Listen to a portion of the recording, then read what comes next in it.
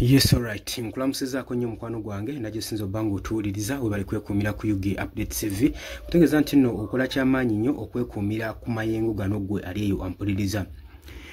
Uganda saako n'eggwanga erya Russia kirabika bayingidde military strengths, bayingidde okunyweza ebyokwerinda, bayingidde partnership egendereddwamu okunyweza ebyokwerinda wakati w'amawanga gano abiri, eggwanga erya Russia saako n'eggwanga erya Uganda. Bayingidde kibayise Russia-Uganda Intergovernmental Commission on Military Technical Cooperation. Ng'ebigendererwa biki kubanga ebbanga eriyise lyonna tuze tulaba Uganda egenze maaso n'okubanga ecooperatinga n'amawanga ageebunaayira mu nsonga za security, naye tetumanyi kigendererwa ki ekiri mu kino, era abamu badde beebuuza Uganda eri mu lutalo naani? Waaki basoosowaza nnyo? Waaki budget y'eggwanga Uganda eteebwa nnyo ku nsonga za security than ne ku nsonga ezinyiga bannayuganda, okugeza ng'okuboominga economy ey'eggwanga? Ebyo byonna byonna nga bagenda mu maaso n'okubanga babyebuuza. Oli ku UG Update TV gwatannatweyungako, nja kusaba kkirira wansi waliwo ekigambo subscribe kikooneko obeere nga otweyungako ddala bulungi nnyo ali eyo ampuliriza. Kakati Uganda okugenda mu military ties mu historic partnership, okustrengtheninga military ties wakati w'amawanga gano abiri erya Uganda saako ne Russia. Lwaki Uganda ebe patterninga n'eggwanga erya Russia? Jjukira nti nno amawanga gonna ageebunaayira. Jjukira nti nno Russia mu kaseera kano eri mu kulwanagana n'eggwanga erya Ukraine, era olutalo nga lukyagenda mu maaso, nga ne gye buvuddeko Ukraine yabakubye sumagiza n'ekuba enfo zaabwe mu ggwanga erya Russia eziwererako ddala nnya enkambi ez'amagye ezirimu ennyonyi ennwanyi ze beesiga obulungi zibadde beewaana nazo. Ukraine yazikubye. Ebibaddewo akaseera akayise emabega.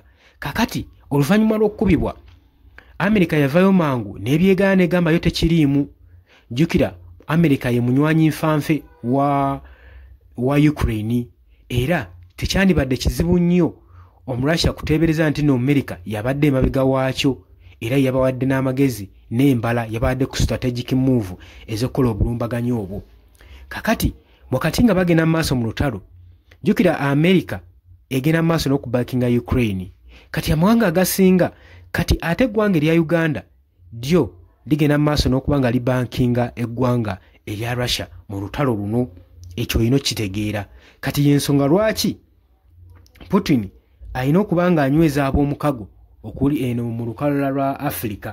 Jjukira nti nno bo nga bo amawanga ag'ebuleeru beetwala okuba nti nno bagagga naye banaku abasingayo, kubanga ebyobugagga byabwe biyimiriddewo ku Africa, era watali Africa tebalina bugagga, tebalina bye babujja. Kakati olw'okuba amawanga agasinga gonna galina okwekwata ku mawanga ageetoolodde wano mu East Africa, Uganda ly'eggwanga eriringa erisigaddewo. Kati amawanga olaba nga gakola bukubirire okulaba nga gagenda mu maaso n'okuyingira eggwanga oba n'okunyweza eggwanga lino erya Uganda. Ng'oggyeko okuba nti nno mu byobufuzi eggwanga erya Bungereza ligenda mu maaso n'okulwanira colonialist yaalyo Uganda. Jjukira nti Uganda ya colonizingibwa eggwanga lino ery'Abangereza. Kati bo nga bo awo balinawo omukago, tosobola kubajjawo. Oba okitegeera. Kati America ne Russia be basigadde okuba nga bali mu kattu akalwanira eggwanga lino. Meeting yakoleddwa ku National Enterprise Corporation wali eri ku NEC headquarters mu Uganda. Meeting we yabadde, wabula meeting eno yenyigiddwamu bannayuganda okuva mu UPDF omuli James Mugira nga ye managing director wa NEC. Yagenze maaso n'okugulumiriza Abarussia olw'okuyimirirawo olwa long standing partnership gye babadde nabo wakati w'eggwanga lino erya Uganda saako n'eggwanga erya Russia.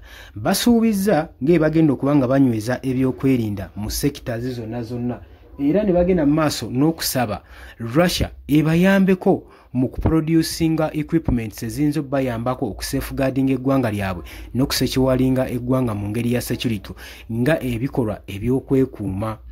Bagenze mu maaso n'okuba nga baginyigiriza basobole okuba nga babaterawo facilities okuproducinga equipments ezimala oba service ezimala mu kwenyigira mu bya security operations wakati mu ggwanga Uganda.